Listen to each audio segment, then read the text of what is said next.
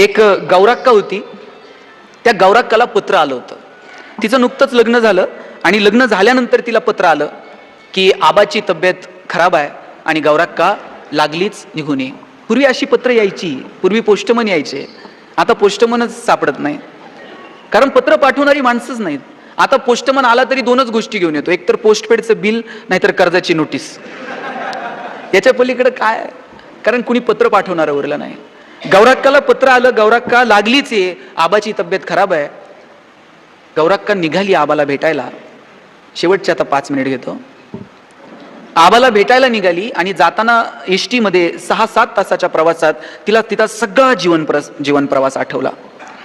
तिला आठवलं की ती अवघ्या 7 वर्षांची होती त्यावेळेस आबानं तिला दत्तक घेतलं होतं. तिचा मामा तिला सोडवायला आला होता आबाकडं. टोपी घातलेला, धोतर घातलेला, काळं जॅकेट घातलेला आबा.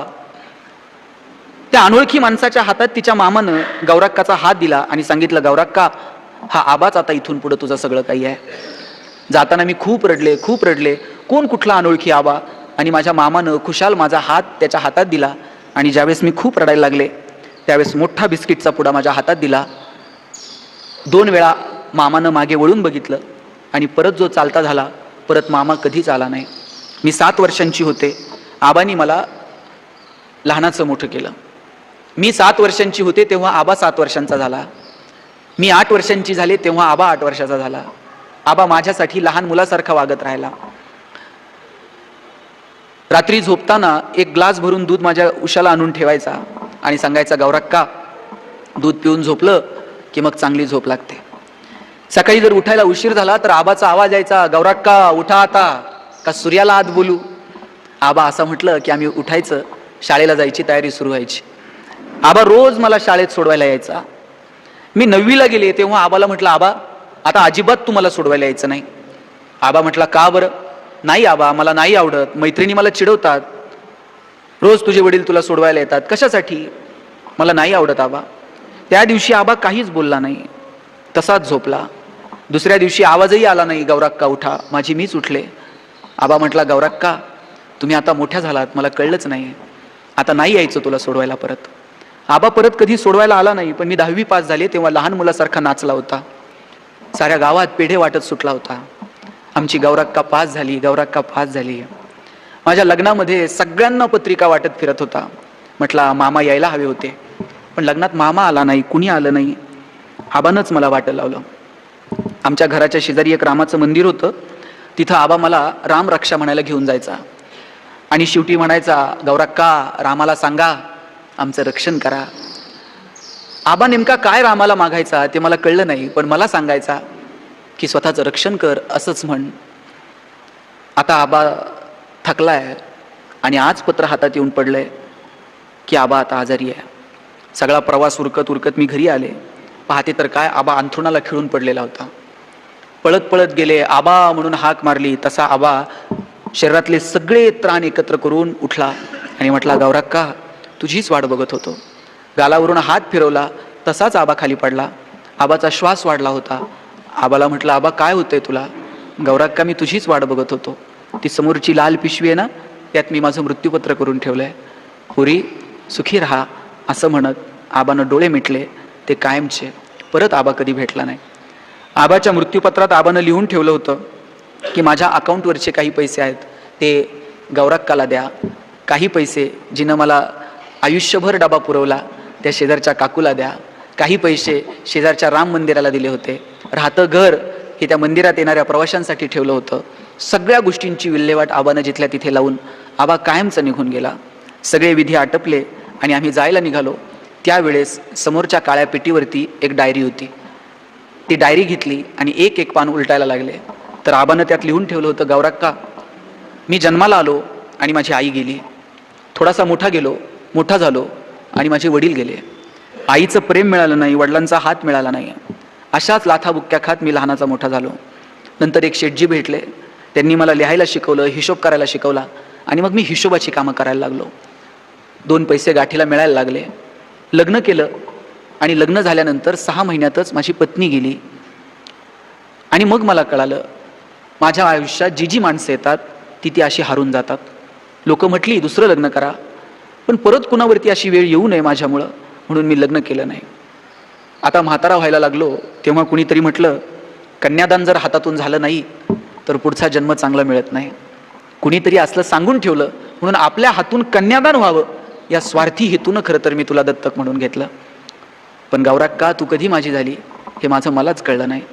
खरं सांगू, राम मंदिरात ज्या ज्या वेळेस मी रामाकडे रामरक्षा म्हणायचो, त्या वेळेस प्रत्येक वेळेस सांगायचो, रामा, जन्माला आलो आई गेली, मोठा झालो बाप गेला, लग्न झालं बायको गेली, हे लोकांचं लेकरू आता घरात पोरगी म्हणून आणलंय, माझा जीव घे, पण माझ्या गौराक्काचं मात्र रक्षण कर, तिला मात्र कायमचं जग. हातातली डायरी तशीच पडून गेली. आणि मग मी विचार करायला लागले की आबा नेमका माझा कोण होता. नात्यानं माझा बाप नव्हता, कुणी नव्हता, पण आपलंही आयुष्य माझ्या लिकीला या पोरीला लाभावं याच्यासाठी तो धडपडत राहिला. लक्षात घ्या, आई असणं बाप असणं हे नुसतं रक्तानं ठरत नाही. आई असणं बाप असणं ही एक भावना असते. आज ज्या ज्या वेळेस बाप हा शब्द आठवतो त्या वेळेस आई गौराक्काला आबा आठवतो. मला वाटतं ते प्रेम, ती माया, ते ममता आपल्याला आपल्या आयुष्यात जोपासता येईल का, ती नाती आपल्याला जपता येतील का याचा प्रयत्न करावा. आपल्याला नात्यांची किंमत कळत नाही. खरं तर नाती जेव्हा संपतात ना तेव्हा त्यांची किंमत कळते. दारात एखादं झाड असतं, ते जोपर्यंत आहे तोपर्यंत त्या झाडाकडे आपण बघत पण नाहीत. ते झाड कधीतरी रस्त्यात तुटून जातं आणि मग जाणवतं इथे एक झाड होतं, त्याची सावली होती. ते झाड नसल्यावर त्या झाडाची किंमत कळते, पण आहे तोपर्यंत आपण त्याच्याकडे पाहत सुद्धा नाहीत. ज्यांच्या नशिबानं अशी बुलंद खोडं विस्तारलेल्या फांद्यांचं झाड आहे, त्यांनी त्या झाडावर खेळा, बागडा. ते झाड म्हातारं झालं ना तरी त्याला वाटतं की पोरांनी यावं, या फांद्यांवरती बसावं, मजा करावी, आनंद घ्यावा. एक झाड होतं असं मोठं, आणि त्या झाडाच्या खाली एक पोरगं रोज खेळायला यायचं. त्या झाडाला मिठी मारायचं, मस्त मस्त छान चाललेलं होतं. आणि ते मूल त्या झाडावरती खेळत खेळतच लहानाचं मोठं झालं. आणि कालांतरानं ते मूल त्या झाडाकडे येत नव्हतं. झाडाला असं वाटायला लागलं की हे पोर माझ्या अंगाखांद्यावर खेळलं आणि आता येत नाहीये. मग एक दिवशी एकानं विचारलं, तो मुलगा येत का नाही, त्याला जरा बोलवा. त्याला बोलवलं आणि विचारलं, बाबा लहानपणापासून नेहमी माझ्याकडे यायचा, आता काय येत नाही. ते मूल म्हटलं, बाबा आता मी काय लहान राहिलेलं नाही, आता मी मोठा झालोय, जरा 4 पैसे मला कमवू दे. मला किती टेन्शन आहे, कसलं टेन्शन आहे, 1 रुपया नाही माझ्याकडं, मला जरा 4 पैसे कमवू दे, मग मी तुझ्याकडे येईल. झाड म्हटलं, एवढंच आहे ना, माझी सगळी फळं घेऊन जा, बाजारात विक, खूप पैसे मिळतील. झाडानं अशा फांद्या खाली केल्या, त्याला खूप पैसे मिळाले, सगळी फळं बाजारात विकली. 4-10 दिवस ते पोर यायला लागलं आणि नंतर परत येईन असं झालं. झाडाने विचारलं, बाबा आता काय झालं. म्हटलं, आता नुसतं पैशांचं काय करू, मला घर नाही राहायला, मला घर पाहिजे, मी आता घरासाठी धावपळ सुरू केली आहे. झाड म्हटलं, बाबा घर नाही आहे माझ्याकडं, पण माझ्याकडे फांद्या आहेत, त्या सगळ्या फांद्या तू घे, पण त्याचं घर कर. झाडाच्या सगळ्या फांद्या तोडल्या आणि त्या फांद्यांचं त्यानं घर बनवलं. 4-10 दिवस आला, परत येईन असा झाला. आणि मग म्हटलं, बाबा आता काय झालं, नुसत्या घराचं काय करू, हा समुद्र ओलांडून मला पलीकडे जायचं आहे, पलीकडचं शहर बघायचं आहे, मला त्याच्यासाठी पैशांची जमवाजमव करायची आहे. झाड म्हटलं, आता माझ्याकडे काही नाही, पण एवढं खोड उरलंय, या खोडाची तू होडी बनव, छान समुद्र करून पलीकडे निघून जा. त्या खोडाची होडी बनवली, पलीकडे निघून गेला. झाडाकडं आता काहीच उरलं नव्हतं, खोडाचा छोटासा बुंधा आणि जमिनीत असणारी मुळं एवढंच उरलेलं होतं. तरी सुद्धा येणाऱ्या जाणाऱ्या माणसांना तो विचारायचा, माझं पोर परत इकडे फिरकेल का, ते येईल या आशेनंच फक्त माझे कोंब टिकून आहेत, म्हणून तर माझी मुळं जमिनीतून पाणी शोषत आहेत. आता त्राण उरले नाहीत, आता जगण्याची इच्छा उरलेली नाहीत, फक्त एवढंच सांगा, तो येणार आहे का, आणि नाही जरी आला तरी तिथे खुशाल आहे का. लेकुराचे हित वाहे माऊलीचे चित्त, ऐसी कळवळ्याची जाती करी लाभाविन प्रीती. एवढं प्रेम कोण करतो म्हाताऱ्या बापात, आणि या फक्त मुळं उरलेल्या खोडात काहीही फरक नाही. ज्यांच्या नशिबानं मुळं अजून तग धरून आहेत आणि खोडांमध्ये अजून त्राण आहेत, त्यांना जपा, तिथे जा, त्यांना तो स्पर्श द्या, एवढीच अपेक्षा या निमित्तानं व्यक्त करतो. आणि हो, ईर्षा, अहंकार, द्वेष, मत्सर माणसाला माणूस ठेवत नाही. शेवटचे 2 मिनिट घेतो. ज्ञानोबांनी सांगितलं, पसायदान मागितलं ज्ञानोबांनी. पसायदानाचा पहिला शब्द काय साहेब, आता. ज्ञानोबांची एवढी मोठी ज्ञानेश्वरी, एवढं शब्द सामर्थ्य, कोणत्याही शब्दानं पसायदानाची सुरुवात करता आली असती, किंवा, पण, परंतु, म्हणून, किंबहुना, काहीही म्हणता आलं असतं. आता हाच शब्द ज्ञानोबांनी का निवडला असेल पसायदानाची सुरुवात करताना? आता हा निरोपाचा शब्द आहे, आता हा निर्वाणीचा शब्द आहे. भाषण झाल्यानंतर मी संतोषजींना भेटेल, नमस्कार करेल आणि म्हणेल आता येतो. तुम्ही सगळे एकमेकाला भेटाल आणि म्हणाल आता येतो. आता हा निरोपाचा शब्द आहे. ज्ञानोबांनी निर्वाणीचं मागणं मागितलंय भगवंताला, आता. आणि मागणं सुद्धा कसं हो? आता भगवंता, आता पांडुरंगा, आता विठ्ठला म्हणू शकले असते. पांडुरंगाचे भक्त आहेत, पण विठ्ठला नाही, पांडुरंगा नाही. जात धर्म पंथ या सगळ्याच्या पलीकडे जाऊन जो कोणी या विश्वाचा रचनाकार आहे, माऊली त्याला साकडं घालतात. आता विश्वात्मके देवे येणे वाग्यज्ञे तोषा. आणि मागणं सुद्धा असं लाचार होऊ नये का हो? काही करावं, द्यावंच लागतंय असलं नाही. मागणं सुद्धा असलं रुबाबात आहे. हा वाग्यज्ञ तुमच्या समोर ठेवलाय, याच्यावर जर तुम्ही संतुष्ट असाल तर तोषोनी मज द्यावे असाय दान आहे. आणि पहिलं मागणं कोणासाठी मागितलं? जे खळांची व्यंकटी, जे खल आहेत, जे दुर्जन आहेत, त्यांच्यासाठी पहिल्यांदा. आपल्याला जर मागायची वेळ आली तर नवरा बायकोसाठी, बायको नवऱ्यासाठी, दोघं मिळून पोरांसाठी, फार फार तर मेहुण्यासाठी. हा, डॉक्टर असलं तर मेहुण्यालाच मेडिकल द्यावं लागतंय, त्या लिखित नियम आहे. पण ज्ञानोबांनी पहिलं मागणं कुणासाठी मागितलं? जे खळांची व्यंकटी सांडो, जे खल आहेत, जे दुर्जन आहेत. आणि शब्द काय गोड वापरलाय? व्यंकटी सांडो. बघा, एक 2च मिनिटात सांगतो. आता ज्ञानोबांचा विषय निघालाय.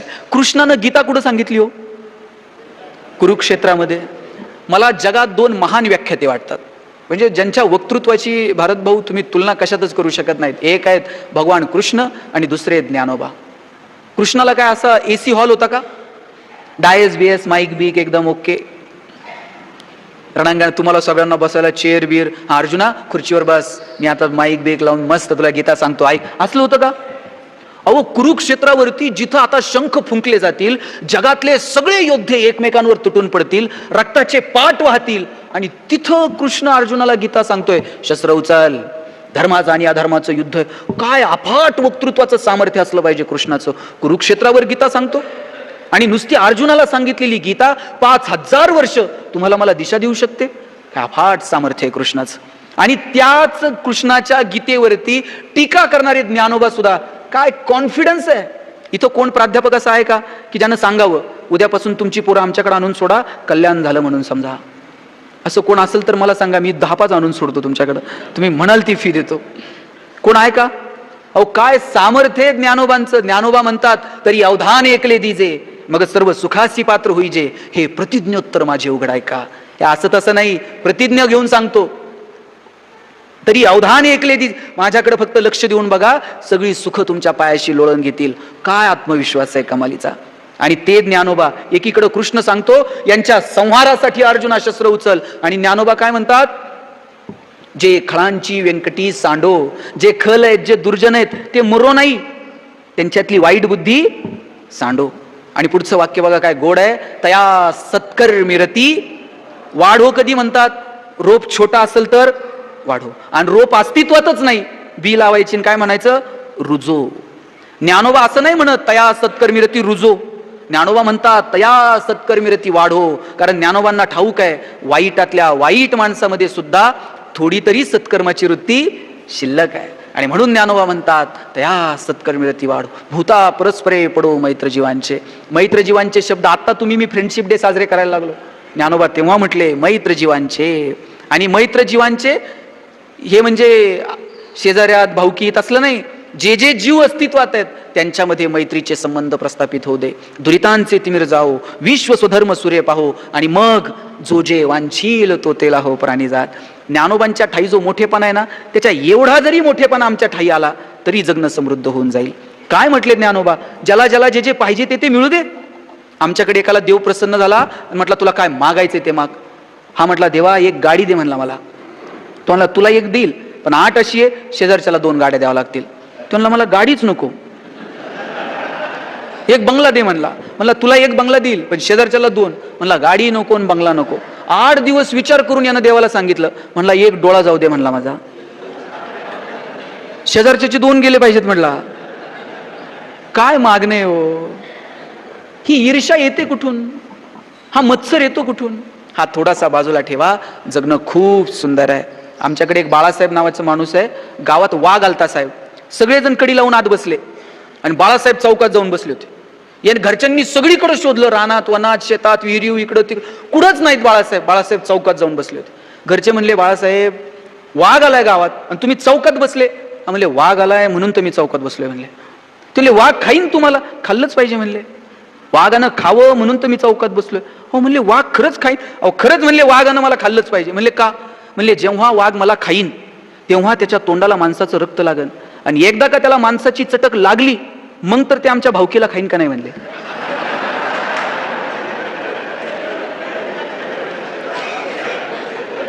जो जे वांशील तो ते लाहो. काय म्हणावं, काय ज्ञानोबा सांग. ज्ञानोबा म्हणतात ज्याला ज्याला जे जे पाहिजे ते ते मिळू दे, पण असं नाही.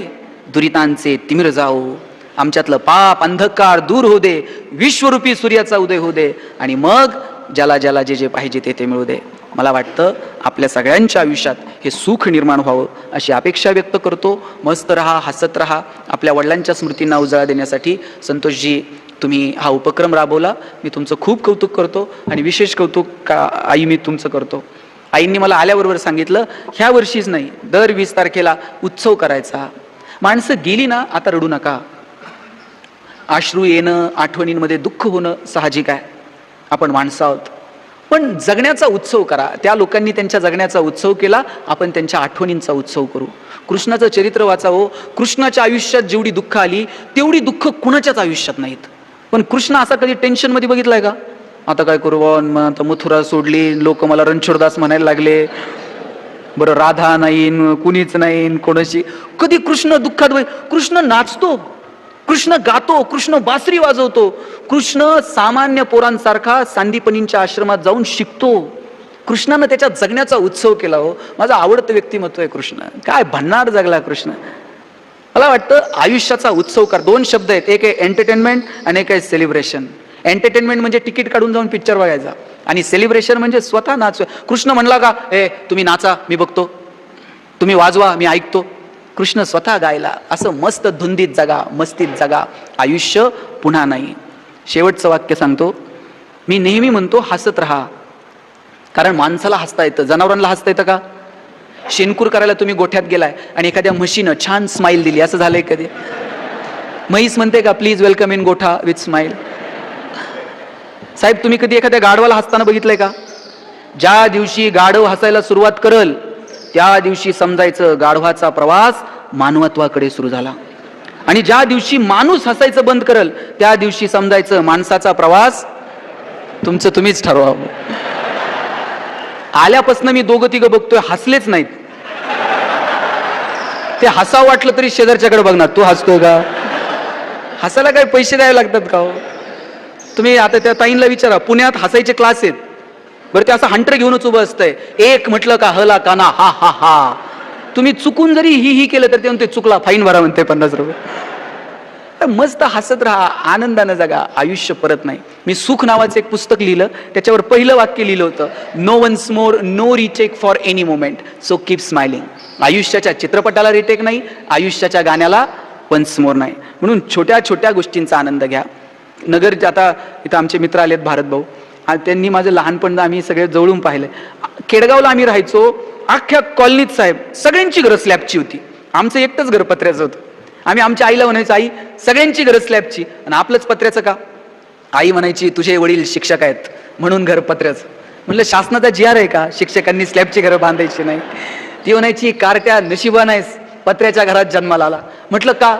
ती म्हणायची बघ, घर गरम व्हायला लागलं का तुला कळतं उन्हाळा सुरू झालाय, घर गळायला लागलं का तुला कळतं पावसाळा सुरू झालाय. शेजारच्या स्लॅबच्या घरात उन्हाळा कळत नाही, पावसाळा कळत नाही. खास ऋतूंची ओळख व्हावी म्हणून भूगोल शिकवणाऱ्या तुझ्या बापानं असलं मॉडेल उभं केलंय. काय मजा होती हो. पैसे नव्हते पण आनंद कसला मस्त होता. आमचे वडील एक चॉकलेट आणायचे साहेब, माझ्या बहिणीच्या हातात द्यायची आणि म्हणायचे गणेशन तू अर्धा अर्ध करून खा. ताई चॉकलेटचे 2 भाग करायची, एक मोठा आणि एक. ताई चॉकलेटचा मोठा भाग मला द्यायची आणि छोटा स्वतःला ठेवायची.